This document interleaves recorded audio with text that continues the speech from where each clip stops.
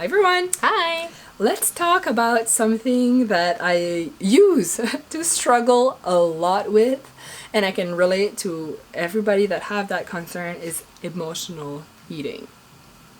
You do that? You're an emotional eater? No. Oh, you're not at all? No.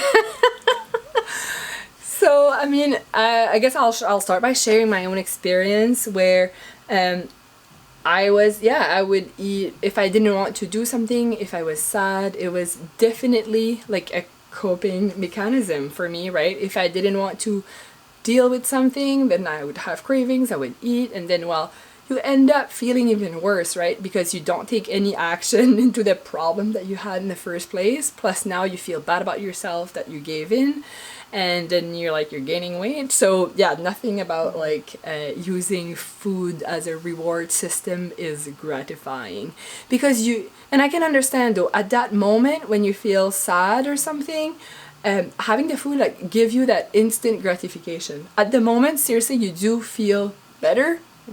But then, reality kicks in and you just feel even worse. And yeah, I got to a point that I could not even not binge for more than 24 hours, right? And one thing that I realized that for me is when I realized that I was using food the way a person that have drinking problem use alcohol, I found it made a lot of sense for me to kind of try to beat this, right?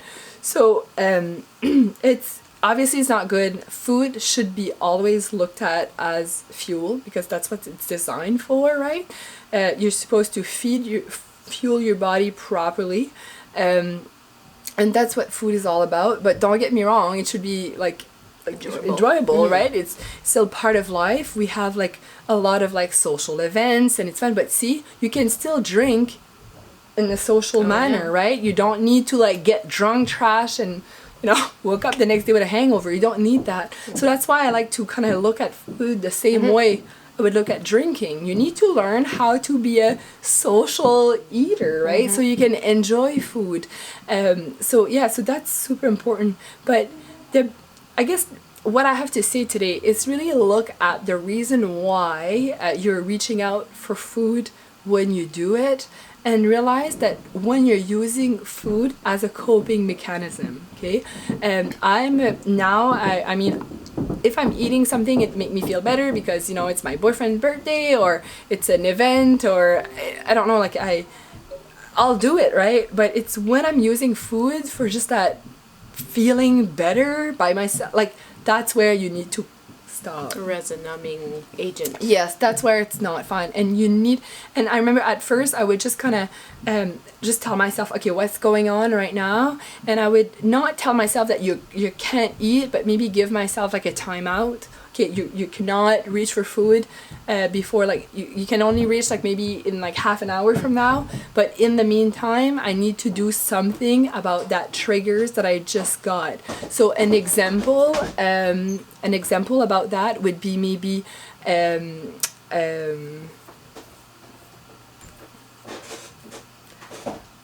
sorry. Someone walked in and I got completely distracted. Okay, so an example of that. Ok, là. Qu'est-ce que je disais? Tu disais comme un timeout.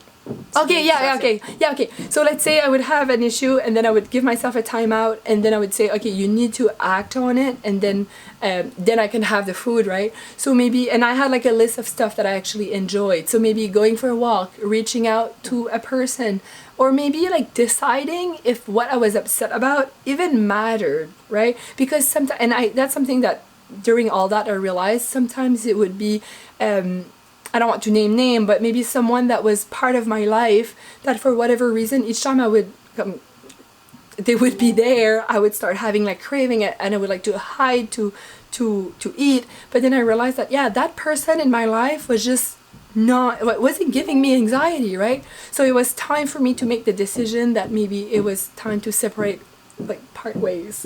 Okay, so stuff like that when you start being mindful about what you put in your body, you start having nice realization in your life, right? So you need to do that. So give me a favor today, and from now on, each time that you're reaching out for food, when you have for coping skills, write it down and try to find really what's the issue, and it's either that you're going to accept it or that you're going to do something about it. Okay, but take action, and then if you keep doing that over and over and over, I swear in no time you'll just be on top of the game. Like I said, I don't do it anymore. Like I think I haven't been binge free for 3 years, so we're to a point that, you know, could not even last 24 hours. So believe me, it's a hard work, right? It's not easy, and it's like a drinking problem. You're gonna have relapse. I'm sorry, you're going to have some, but it's part of it. It just, you're gonna make them, you know, further apart and everything, but it's all about getting coping skills. So I hope you got a little bit inspired with my story, and yeah, today that's your homework. Do some reflection about it. Thank you for sharing, my dear. Have a good day. Bye. Oh my God.